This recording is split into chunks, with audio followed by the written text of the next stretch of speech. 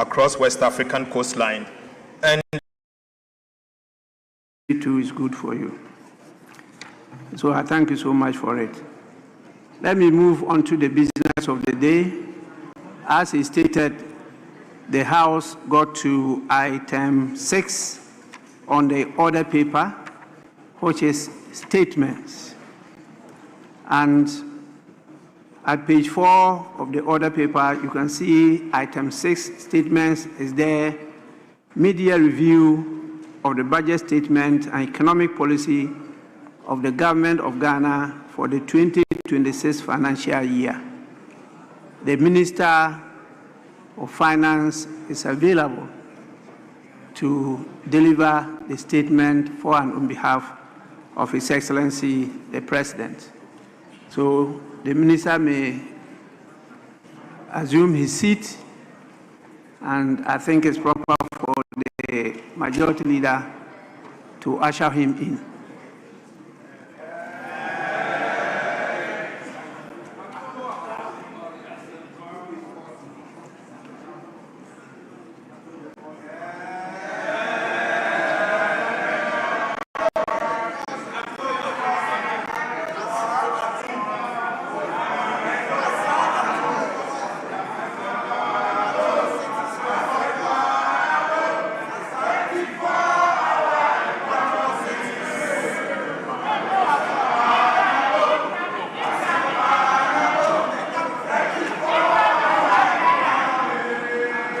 Yes, honorable members, please, I recognize the Deputy Minority Whip.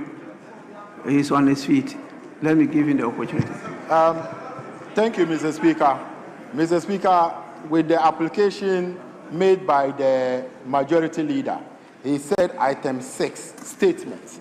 And Mr. Speaker, I want to draw the attention of the maker of this statement to Order 91.2.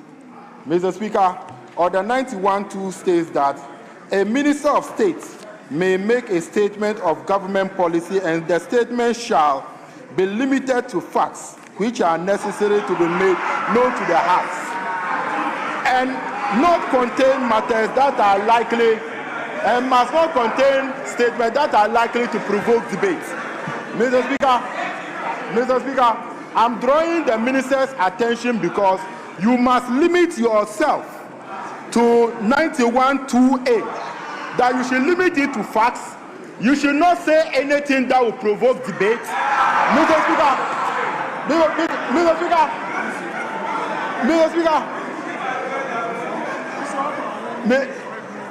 Mr. Speaker, because the Finance Minister, upon entering the chamber, is showing a particular brown bag, of which we don't know what is contained in the brown bag. And Minister, don't come and ask of any money, because we will not give you 1 kobo. We won't give you any 1 kobo, Mr. Speaker. So if the Minister is not limiting himself to facts, we will draw your attention and will raise the necessary issues with regards to the statement that. So I thank you, Mr. Speaker, and he should comply by that. Yes, Majority Leader. Yes, Mr. Speaker. Mr. Speaker, it is important that in this House we continuously educate ourselves. I do agree that it is a statement, and most statements by ministers are governed by Order 91. But you have forgotten that this House passed the Public Financial Management Act. And the Public Financial Management Act is the legislation that has directed that the minister comes to this House to present a mid-year review. And in that act, Section 28, it itemizes the things that he must come and account for. Some of those may be contentious. Some of those may provoke debate. But we passed a law and said he must come and present on all those matters. So you cannot restrict him to only the provisions of Order 91. So go and read the Public Financial Management Act and be guided by that one.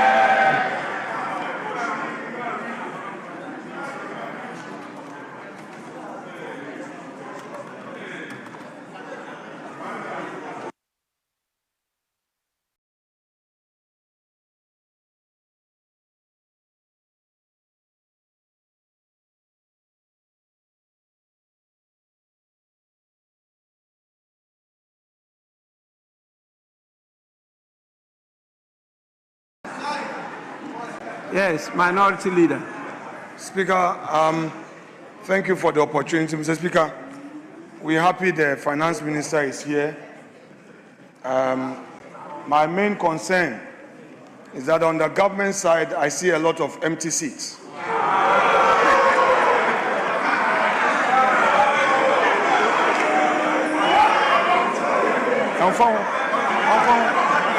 I'm in opposition.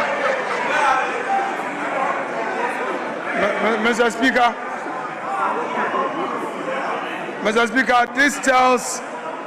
this tells us how government side takes this budget.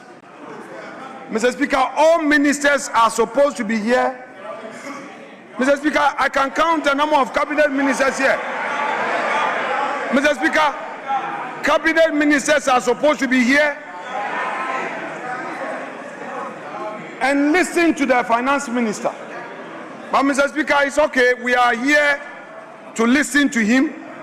If they have decided not to come in their numbers, it's fine. We have picked the signal. But the leader of government business has given an indication. So some of the facts will be contentious.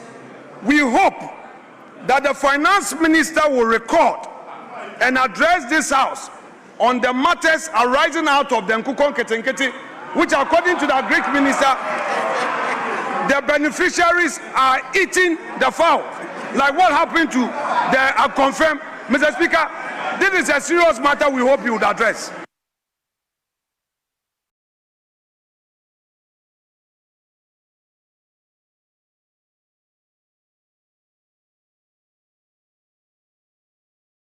Yes, Majority Leader. Mr. Speaker,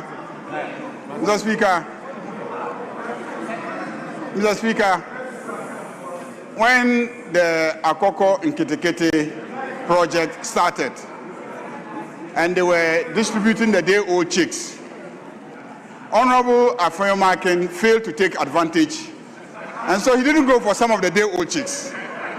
Others went and took the day-old chicks. Now they have matured, and they are now Akoko Nkasiye. And when they prepare their light soup and take, he's worried and complaining all over the place. Please, the whole object of Akoko and Nketekete is so that they will mature into big beds, and then they will be sold and they will be utilized for light soup. So if they are being utilized for light soup, now what is your problem? What is your problem? Mr. Speaker, I think on this very light note, I want to urge colleagues, let's allow the process to continue. Yes, honorable members, on your behalf, I invite the Minister of Finance to make the statement.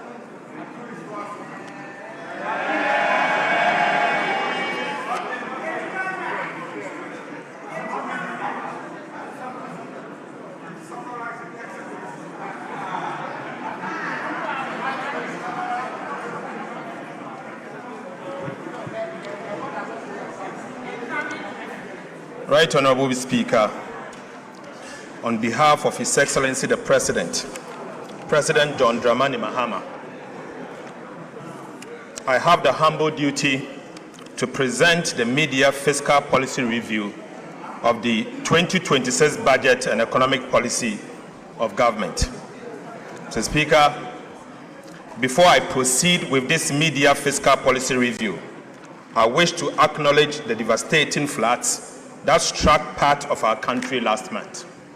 Right Honorable Speaker, as honorable members will recall, the floods claimed lives, displaced families, destroyed businesses, and caused extensive damage to public infrastructure.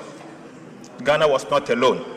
Similar floods also affected Nigeria, La Côte d'Ivoire, and Sierra Leone, highlighting the growing flood risk across West African coastline and the effect of climate change. Mr. Speaker, government responded swiftly by visiting the hardest hit communities, releasing funds for emergency relief, and launching a nationwide cleanup exercise. On the direction of His Excellency the President, I am making available additional resources for ongoing dredging and construction of critical drains in the affected areas. Mr. Speaker, His Excellency the President has directed the Ministry of Works, Housing and Water Resources to develop a comprehensive and permanent solution to flooding in Accra and other flood-prone areas across the country. The necessary funding for the implementation of this permanent solution will be provided in the 2027 budget and the medium term. Mr. Speaker, I stand before this House with a deep sense of pride and confidence, born out of strong performance in the last 1.5 years in the management of the Ghanaian economy. Right Honorable Speaker, this confidence is grounded in sound policy, in evidence, in measurable performance, and in credible data, and most importantly, in the lived experience of Ghanaians who endured a profound economic crisis and are now standing on firmer ground. Mr. Speaker, Section 28 of the Public Financial Management Act 2016, Act 921, requires the Minister for Finance to present to Parliament a mid-year fiscal policy review not later than 31st of July of each year. Right Honorable Speaker, I'm here in fulfillment of this legal and constitutional obligation. Mr. Speaker, today I am not here to seek a supplementary estimate. The 2026 appropriations remains unchanged. Right Honorable Speaker, however, we are undertaking a strategic realignment of expenditures within the existing appropriations. Mr. Speaker, government also affirms the following macroeconomic target for 2026. Overall GDP growth of at least 4.8%. Non-oil real GDP growth of at least 4.9%. Mr. Speaker, NDI inflation of 8% plus or minus 2%.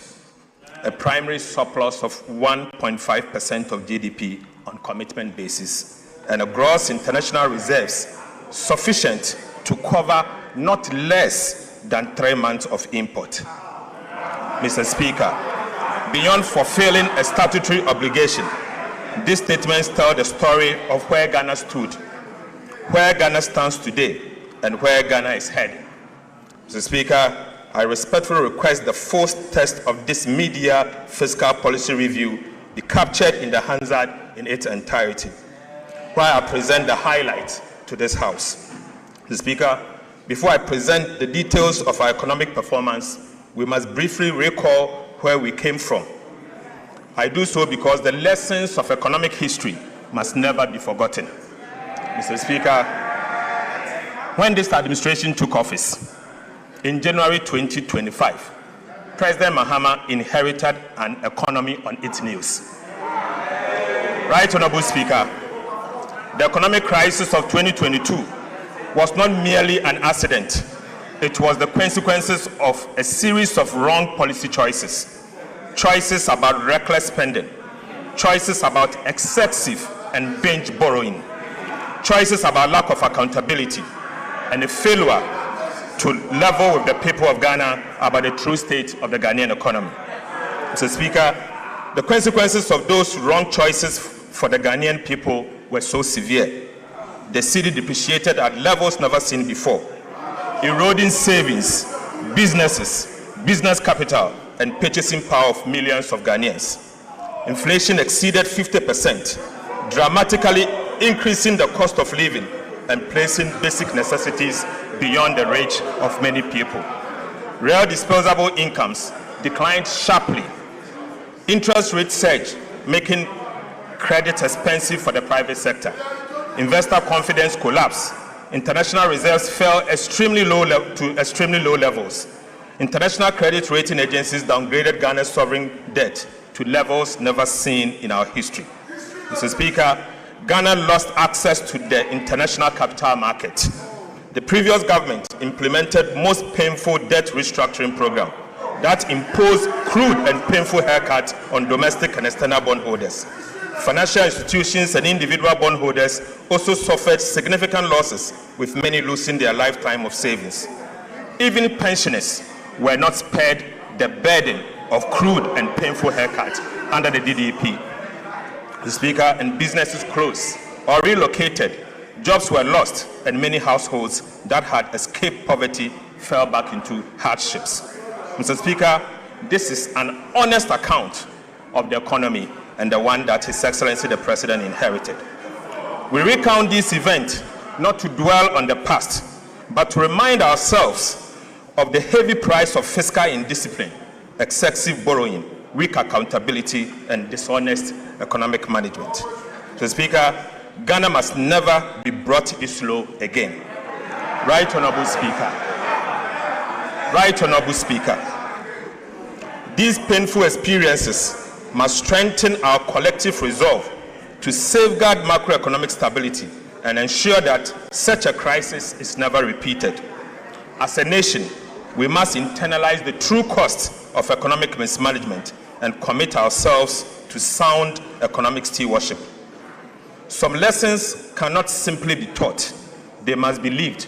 But once learned, they must never be forgotten. Never again, Mr. Speaker. Mr. Speaker, this administration assumed office. When this administration assumed office, it moved swiftly and decisively to stabilize the economy and begin the work of national reconstruction. It was immediately clear that the old model of managing the economy had failed, and Ghana did not need incremental adjustment, but it needed structural reforms. We therefore took difficult but necessary decisions, which were neither politically convenient nor painless.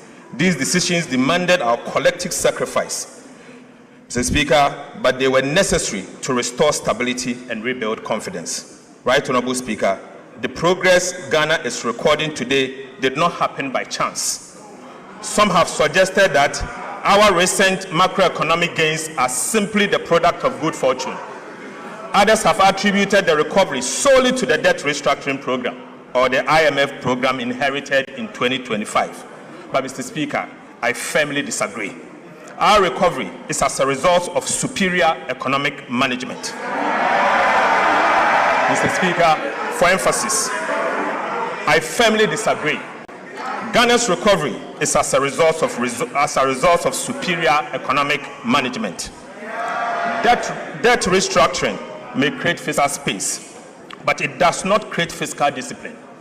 Right Honorable Speaker, an IMF program may provide a framework, but it cannot substitute for sound policy, disciplined implementation, and political will.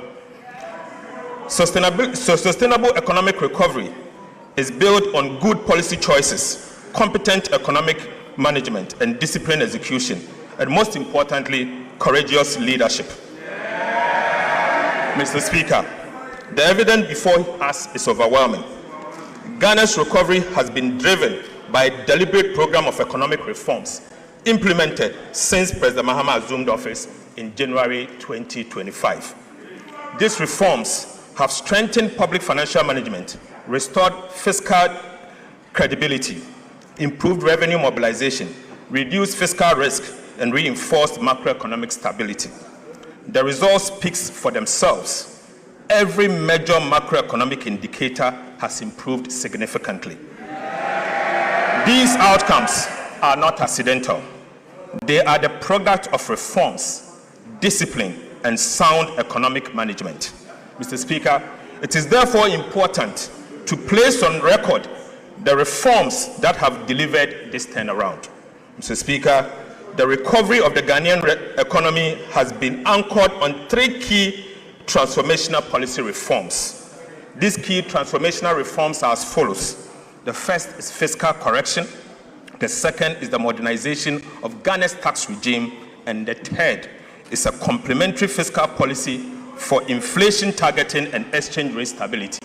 Mr. Speaker, the first key transformational policy reform was fiscal correction. The objective was straightforward. First, to assume control over public finances. Second, is to introduce new expenditure discipline. And third, to place public debt on a sustainable path. We therefore recalibrated Ghana's fiscal framework to ensure greater efficiency, stronger accountability, and fairer burden sharing across government. Right Honorable Speaker, the 2025 budget reset expenditure to 2023 nominal levels, eliminating wasteful spending that had weakened fiscal management over the years. As a result, primary expenditure declined sharply from 18.7% of GDP in 2024 to 13.2% of GDP in 2025. Mr. Speaker, a 5.5% adjustment without hurting economic growth. Most importantly, Right Honorable Speaker, the primary balance also improved from a deficit of 2.9% of GDP in 2024 to a surplus of 2.5% of GDP in 2025, placing public debt firmly on a downward trajectory. Mr. Speaker, a fiscal adjustment expenditure led by 5.4% of GDP in one calendar year. Mr. Speaker, this sent an unmistakable signal to Ghanaians, investors, and other development partners that fiscal discipline is the new order. Mr. Speaker, government also recalibrated the IMF program, shifting the emphasis from revenue-led to expenditure-led fiscal consolidation to achieve a fairer sharing of the adjustment burden. We amended the Public Financial Management Act to institutionalize a binding fiscal rule requiring a minimum annual primary surplus of 1.5% of GDP and a debt-to-GDP ceiling of 45% by 2034. These reforms signaled that fiscal indiscipline would no longer define the Ghanaian state. Mr. Speaker, aside, we established the Value for Money Office to strengthen expenditure efficiency, improve the quality of public expenditure, and ensure that every cedi spent delivers maximum value for the Ghanaian people. We established the Fiscal Council to strengthen fiscal oversight, transparency, and accountability. We undertook a comprehensive audit of government payables to eliminate irregular obligations. We also enforced expenditure control. Government amended the Public Procurement Act to require commitment authorization before procurement. Mr. Speaker, this reform firmly linked procurement to approved budget and restored discipline to public expenditure management across the government. Right Honorable Speaker, for the first time, state-owned enterprises are now bound by the commitment authorization, restraining them from spending beyond their means. Mr. Speaker, over the last 10 years, liabilities of state-owned enterprises have added the equivalent of about 3% of GDP to Ghana's public debt every single year. Mr. Speaker, this occurred because state-owned enterprises failed to honor their contractual obligation, compelling government to assume and settle those liabilities. This contributed to the sharp rise in Ghana's public debt.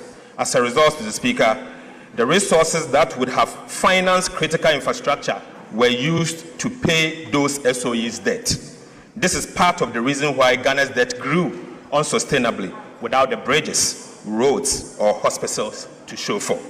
Right Honorable Speaker, what is the point of ensuring that ministries and even Parliament live within their means if state-owned enterprises are permitted to run up liabilities that the taxpayer are ultimately forced to pay? Mr. Speaker, it is therefore important to recognize that Ghana's debt challenge was driven not only by fiscal deficit, but also by the unchecked accumulation of liabilities by state-owned enterprises. This is precisely why the commitment authorization regime would have been meaningless and ultimately ineffective had state-owned enterprises been excluded from its coverage. Right, Honorable Speaker, we also operationalized the sinking fund to strengthen debt management and demonstrate to government that government is committed to meeting future debt obligations. We restored genuine fiscal decentralization by ensuring that at least 80% of the district assembly's common fund is transferred directly to assemblies to support local development.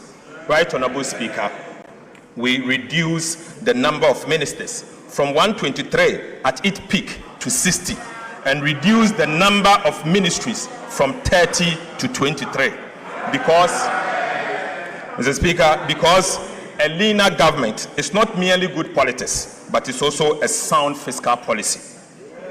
We curtailed non-essential expenditure, including excessive foreign travel, workshops, conferences, and unnecessary vehicle procurement. We also discontinued low-impact programs like the Ghana Cares of Atampa and the U-Start to redirect scarce resources to national priorities. Mr. Speaker, the second key transformational policy reform was the modernization of Ghana's tax regime. The objective was very clear. First, to restore investor confidence. Second, to revive private enterprises. Third, to provide a relief to households and businesses, and also to increase domestic revenue through better policy, stronger compliance, and more efficient administration, not through higher tax reforms. We therefore abolished a number of nuisance taxes, including the following: e-levy, betting tax, COVID-19 health recovery levy, emission tax, VAT on motor insurance. Mr. Speaker, for the first time since 2015, we undertook comprehensive VAT reforms, removing distortions, improving efficiency, and strengthening compliance. More importantly, the reforms have left businesses with more working capital to invest, expand, and create jobs. We also introduced a sliding scale royalty regime for gold to ensure that Ghanaian people receive a fairer share of the economic returns from their natural resources. Right, Honorable Speaker, beyond tax policy, we introduced major customs reforms supported by artificial intelligence and other digital technologies to strengthen compliance, reduce leakages, and improve revenue mobilization. Since the introduction of the AI-powered customs reforms, monthly customs revenue has increased by approximately 17%, reflecting stronger compliance, more effective enforcement, and significantly reduced leakages. We also amended the misuse of the tax refund account, ensure that resources intended for legitimate tax refund was no longer used as a slush fund. Mr. Speaker, the results have been remarkable. Despite abolishing multiple taxes and introducing no new tax handle, non-oil tax revenue increased by 0.5% of GDP, from 12.6% of GDP in 2024 to 13.1% of GDP in 2025. Mr. Speaker, simply put, government collected more taxes in 2025 even after abolishing the nuisance taxes, including the e-levy. Right, Honorable Speaker, the lesson here is simple. Better policy, stronger compliance, and smarter administration will always deliver more sustainable revenue than higher taxes. Mr. Speaker, the third key transformational policy reform was the introduction of a complementary fiscal policy to support inflation targeting, ensuring exchange rate stability, and building external resilience. Central to this reform was the establishment of the Ghana Gold Board to curb gold smuggling, formalize the gold trade, and ensure that a greater share of Ghana's mineral wealth benefits the Ghanaian people. Through this intervention, Ghana generated an additional $15 billion United States dollars in foreign exchange inflows from gold, significantly strengthening reserve accumulation and supporting exchange rate stability. This single policy measure improved Ghana's current account balance by 6.4 percentage points from a surplus of 1.9% in 2024 to 8.3% in 2025. Mr. Speaker, this represents a 4 times increment of the current account surplus in just 1 calendar year. Mr. Speaker, this was not simply a gold policy. This was a macroeconomic stabilization policy designed to strengthen the city, build external buffers, and restore confidence in the Ghanaian economy. To reinforce these gains, government developed and is implementing the Ghana Accelerated National Reserve Accumulation Policy, GANRAP, with the objective of increasing Ghana's international reserve to the equivalent of 15 months of import cover by end of 2028. In a landmark initiative, Mr. Speaker, government has also reached agreement with large-scale mining companies to purchase 30% of their annual gold production for refining by local refineries, strengthening domestic value addition and supporting reserve accumulation. Government further amended the Bank of Ghana Act to make inflation targeting a shared responsibility between the Ministry of Finance and the Bank of Ghana, ensuring stronger coordination between fiscal and monetary authorities. Mr. Speaker, economic reforms must ultimately be judged by their outcomes. I now turn to the evidence of what these key transformational policy reforms have delivered for the people of Ghana. Mr. Speaker, the results of the last 8 months demonstrate that disciplined policies, competent economic management, and consistent implementation delivers tangible results. Real GDP growth grew by 6.0% in 2025, the fastest pace of economic expansion since 2019. Instructively, Mr. Speaker, non-oil GDP grew by 7.6% in 2025, the highest rate in 14 years, demonstrating that Ghana's recovery extends well beyond favorable commodity prices. Mr. Speaker, the momentum has continued into 2026. Real GDP growth reached 6.4% in the first half, exceeding expectations. Mr. Speaker, for the first time in our nation's history, the size of Ghana's economy exceeded $100 billion, firmly establishing Ghana as a major emerging market economy. Ghana's per capita income increased by more than $850 in just 1 year. Mr. Speaker, rising from $2,527 in 2024 to $3,385 at the end of 2025. This is the highest per capita income ever recorded in our country's history. It is therefore not surprising that Ghana is now recognized as the 8th largest economy in Africa. Mr. Speaker, these are not mere statistics. They represent higher incomes, stronger businesses, greater opportunities, and an economy with an enhanced capacity to invest in its people. The labor market is also improving. Unemployment rate declined from 13.7% during the first 3 quarters of 2024 to 12.8% over the same period in 2025. Multidimensional poverty, which measures deprivation across living conditions, education, health, and employment, declined from 24.9% in Q3 of 2024 to 21.9% in Q3 of 2025. Mr. Speaker, this simply means that about 950,000 Ghanaians moved out of the multidimensional poverty in just 1 year. Mr. Speaker, behind these statistics are the hundreds of thousands of families who now enjoy better living conditions and greater hope for the future. Right, Honorable Speaker, inflation perhaps tells the clearest story of all. Inflation declined from 23.8% in December 2024 to 5% 4.4% at the end of 2025 and remained low at 5.3% in June 2026. Fiscal performance has also exceeded expectations. The primary balance on commitment basis recorded a surplus of 2.5% of GDP as at the end of 2025. By end of June 2026, we had achieved a primary surplus of 0.9% of GDP on commitment basis. We are firmly on track to achieve our end-year target of 1.5% of GDP. Mr. Speaker, prudent fiscal management has also translated into a rapid decline in Ghana's public debt.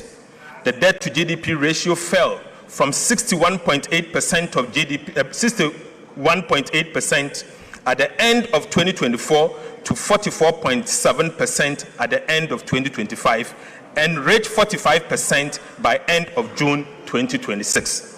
Mr. Speaker, Ghana has therefore already achieved its statutory debt target of 45% of GDP, years ahead of both IMF program timeline and the targeted date established under the Public Financial Management Act.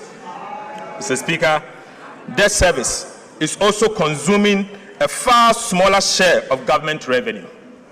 Debt service as a share of domestic revenue declined sharply from 55.7% in 2022 to 28.8% in 2025, freeing up billions of cedis for schools, hospitals, roads, and other national priorities. Mr. Speaker, for the first time since April 2014, Ghana's external and overall risk of debt distress has improved from high to moderate.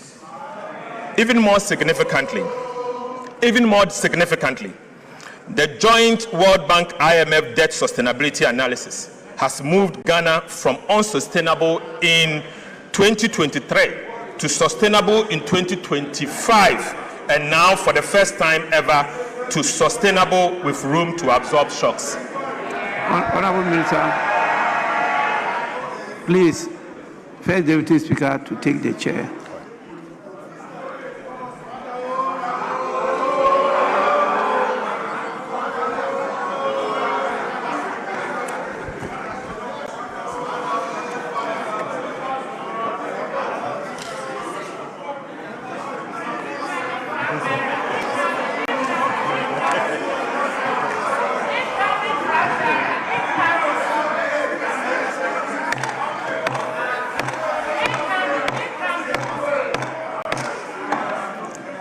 Finance Minister, you may continue. Mr. Speaker, interest rates are singing from the same hymn book. The 91-day Treasury bill rate, a benchmark for the cost of short-term borrowing in Ghana, declined from 11% in December 2025 to 5.73% in June 2026, representing a 536 basis point reduction. The 182-day Treasury bill rate also fell from 12.52% to 7.69%, down by 483 basis points. Mr. Speaker, similarly, the 364-day Treasury bill rate declined from 12.94% to 12.82%, a 12 basis point decline. And across the entire yield curve, average decline was 344 basis points. 2 years, 3 years, and 5-year government bonds are now trading within the range of 11% to 12.6%, compared with about 20% a year ago. Right, Honorable Speaker, monetary policy rate has also declined by a cumulative 1,300 basis points, from 27% in January 2025 to 14% in July 2026. Mr. Speaker, these are not merely lower interest rates, they are lower borrowing costs for households and businesses, creating room for entrepreneurs to invest, expand, and create jobs. We have also made significant strides on the external front. The current account recorded a surplus of 8.3% of GDP in 2025 and has remained strong through the first half of 2026. the cedi appreciated by 40.7% against the United States dollar in 2025, reversing years of sharp depreciation and restoring confidence in the Ghanaian economy. Mr. Speaker, taken together, these results demonstrate that the 2026 budget is firmly on track. The targets we set at the beginning of the year were not aspirational. They were grounded in sound policy, disciplined implementation, and realistic assumptions. The performance of the economy in the first half of 2026 confirms that we're on course to achieve them. Economic growth is exceeding target. Inflation is below the projected range. Fiscal performance is stronger than programmed, and the debt trajectory is improving faster than expectation. Mr. Speaker, the detailed macroeconomic performance will be presented in subsequent sections in this review. Right Honorable Speaker, the commitment we made to the people of Ghana are being honored, and the results are evident. I now wish to speak, Mr. Speaker, I now wish to speak directly to every Ghanaian listening to me this afternoon. To the market trader whose purchasing power has improved because inflation has fallen. To the entrepreneur who can now borrow at lower interest rate to expand their businesses. And to the worker whose income now stretches further because the cedi has stabilized. These improvements are not abstract statistics. They are the dividend of sound and competent economic management. We recognize that the sacrifices required to restore the economy were significant, and that many households continue to face challenges. But we also know that the foundations of Ghana's economy are now firmly in place. Fiscal discipline has been restored. Macroeconomic stability has returned. Confidence has been rebuilt. And the institutions needed to safeguard these gains have been strengthened. Under the leadership of His Excellency President John Dramani Mahama, Ghana is not going back. Ghana is moving forward. Mr. Speaker, the government that has delivered these results over the past 18 months has earned the trust to continue implementing the reforms that will secure Ghana's long-term prosperity. Right Honorable Speaker, next week, the Executive Board of the IMF is expected to approve the final review of Ghana's Extended Credit Facility Program, bringing to a successful conclusion the financial bailout IMF program. The Executive Board is also expected to approve a 36-month policy coordination instrument, a non-financing arrangement designed for countries that no longer have and are not expected to face balance of payment needs. Mr. Speaker, the PCI will anchor our next phase of reforms, strengthening macroeconomic resilience, support broad-based growth, and signal our unwavering commitment to sound and disciplined macroeconomic policy. The PCI will support reforms across 6 priority areas. First is to maintain growth-friendly fiscal consolidation. Second is to preserve debt sustainability. Third is to strengthen fiscal transparency and governance. The fourth is to enhance monetary and exchange rate policy framework. The fifth is to reinforce financial sector stability. And finally, to promote economic diversity and inclusive growth. Mr. Speaker, we believe our strong implementation record, together with the successful execution of the PCI, will strengthen Ghana's path towards investment-grade status and enhance our ability to mobilize concessional and development financing for productive public investment. The PCI will include quantitative and 26 reform targets, monitored through semi-annual reviews to ensure sustained implementation of reforms that are critical to achieve our ambitious policy objective. Mr. Speaker, the details of the PCI targets are provided in detail in the media fiscal review document before the House. Right, Honorable Speaker, I now turn to macroeconomic performance for the first half of the year. Mr. Speaker, Ghana has not merely met its first half-year target, it has exceeded them. Mr. Speaker, overall GDP growth was 6.4% in the first quarter of 2026, well ahead of the 4.8% full-year target. Non-oil GDP growth was 6.3% in the first quarter of 2026, well ahead of the 4.9% full-year target.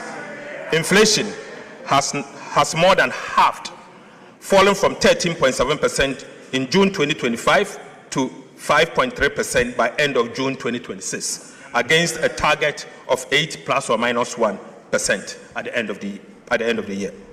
The primary balance recorded a surplus of 0.9% of GDP on commitment basis, firmly on track to achieve our end-year target of 1.5% of GDP. Gross international reserves was 5 months of import cover as at end of June 2026, exceeding the target of at least 3 months of import cover. Mr. Speaker, January to June 2026, fiscal performance. Mr. Speaker, the provisional fiscal performance for the first half of 2026 is presented against the following approved 2026 fiscal target.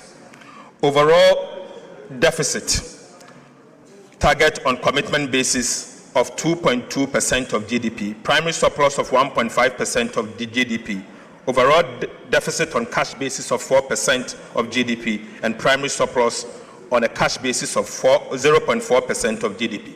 But Mr. Speaker, provisional fiscal outturn for the first half of 2026 was stronger than anticipated, indicating continued prudence in fiscal management and enhancing the government fiscal consolidation agenda.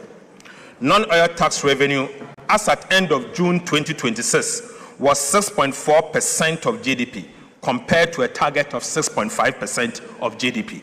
Mr. Speaker, domestic revenue reached 7.7% of GDP by June 2026 compared to the target of 7.8% of GDP. Mr. Speaker, total revenue and grant reached 7.8% of GDP by June 2026 compared to a target of 7.9% of GDP. Total expenditure on commitment basis at the end of June 2026 was 8.0% of GDP against the half-year target of 9.9% of GDP. Primary expenditure, which excludes interest payment, was 6.6% of GDP by June 2026 compared to half-year target of 8.1% of GDP. Interest costs at 1.3% of GDP as at the end of June 2026 against the half-year target of 1.8% of GDP, indicating that we have saved on interest about 0.5% of GDP, reflecting lower interest rates and improved debt management. Mr. Speaker, this performance reflects the resolve of this administration to make difficult decisions, implement them consistently, and maintain unwavering fiscal discipline. Mr. Speaker, I now move to public debt.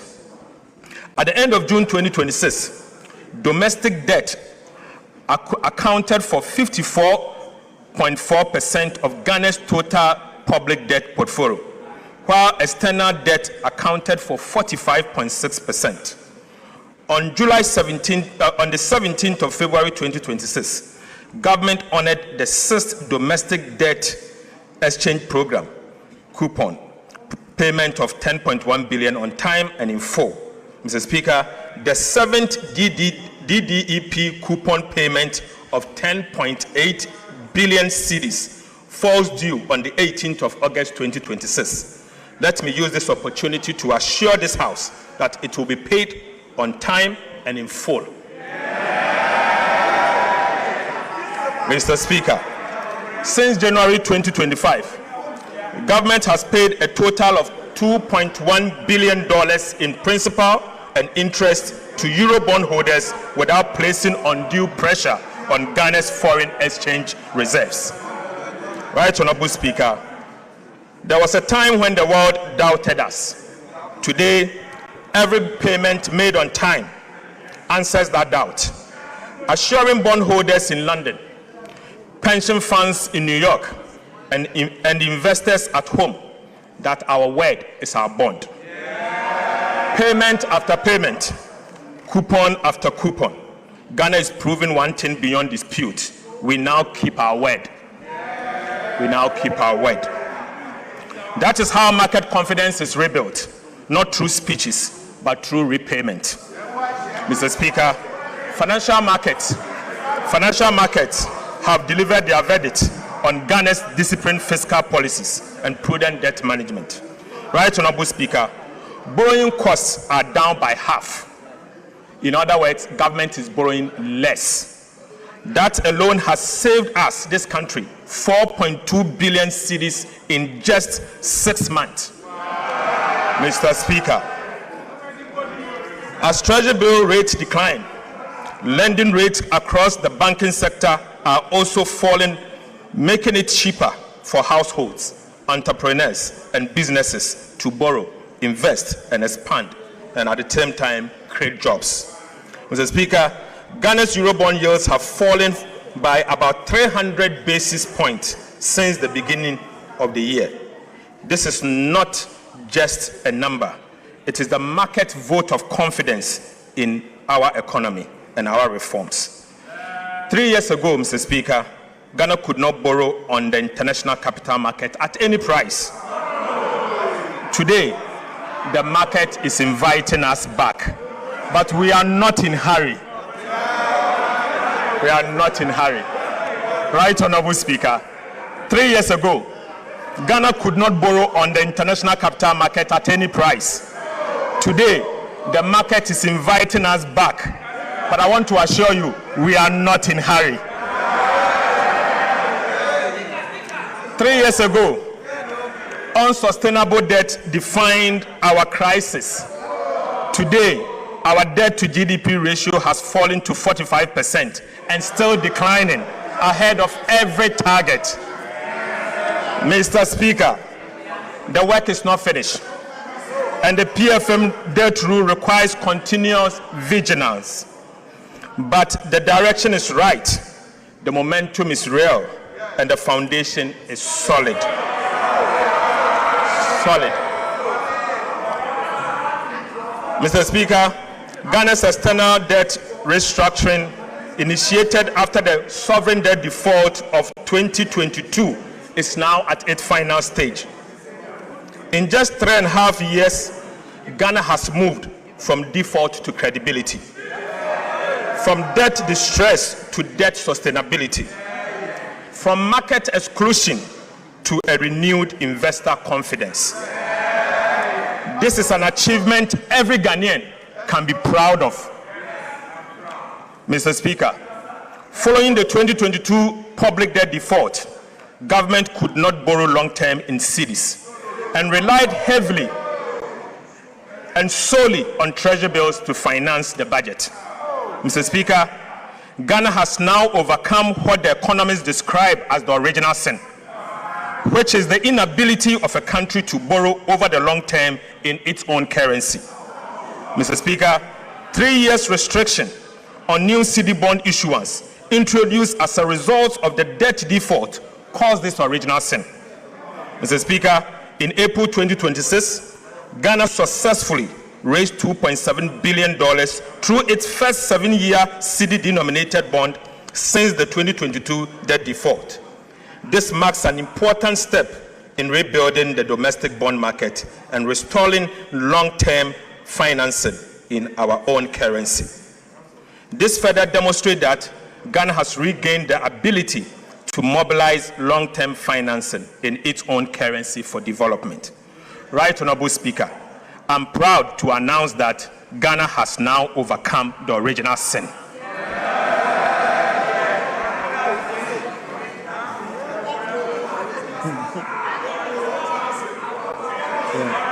Mr. Speaker, we have overcome the original sin. Whilst I now take you to the sinking fund. While Ghana's debt restructuring is nearing completion, prudent debt management requires us to look beyond today to tomorrow's obligation. Mr. Speaker, in 2027, DDEP bonds that will fall due is 58 billion Ghana cedis. Another 53 billion Ghana cedis will fall due in 2028. In 2 years alone, Ghana has to repay 111 billion cedis. 111. Mr. Speaker, this is the true Agenda 111. Right, Honorable Speaker? This is the true Agenda 111 Ghana must deal with. Why? Because the DDEP was not designed to solve Ghana's problems. Mr. Speaker, let me take this again. This is the true Agenda 111 Ghana must deal with.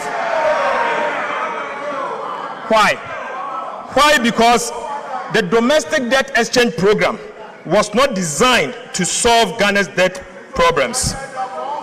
It was designed to postpone it deliberately, knowingly, and cynically, unfortunately. Mr. Speaker, its architect mortgaged tomorrow to survive today.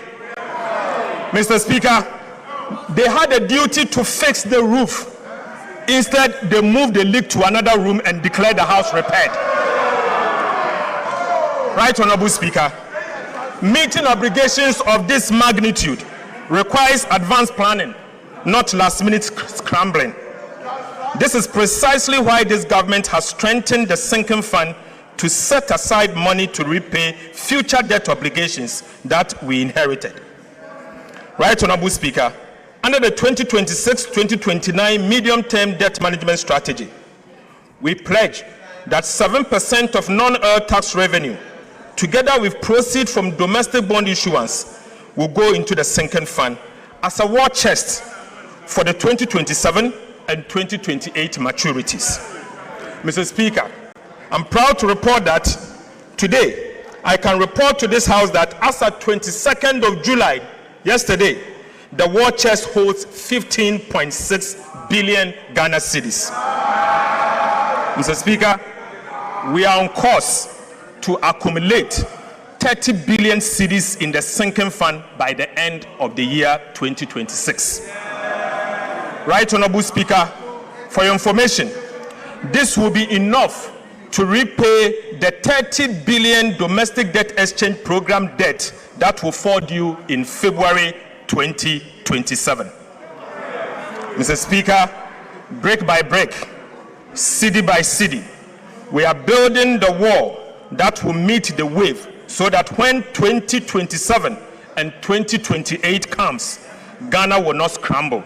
Ghana will simply pay back this debt.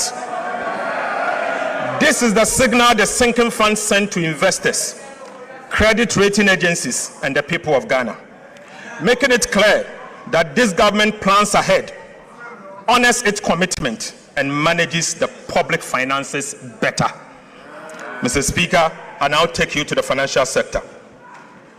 Government acted decisively in July 2025 to restore confidence and stability in Ghana's banking sector by fully recapitalizing the National Investment Bank, the Agricultural Development Bank, and the Consolidated Bank. Mr. Speaker, last week, the Ghana Amalgamated Trust, GATT, completed the full recapitalization of UMB Bank. In addition, government facilitated the full capitalization of the Prudential Bank through a private sector-led approach. Right, Honorable Speaker, UMB and Prudential Bank today stands fully capitalized and primed for business. Mr. Speaker, we want to use this opportunity to encourage individuals, businesses, and institutions to take advantage of the revitalized UMB and Prudential Bank and bank with them. Mr. Speaker, yes. The 2023 domestic debt exchange program had a significant adverse impact on the Bank of Ghana's balance sheet, substantially weakening its capital and resulting in a negative net equity position. To restore the bank's financial strength, the government and the Bank of Ghana signed a memorandum of understanding on 6th January 2025 to recapitalize the bank over time. Consistent with the commitment in the MOU, and as a result of this government resolve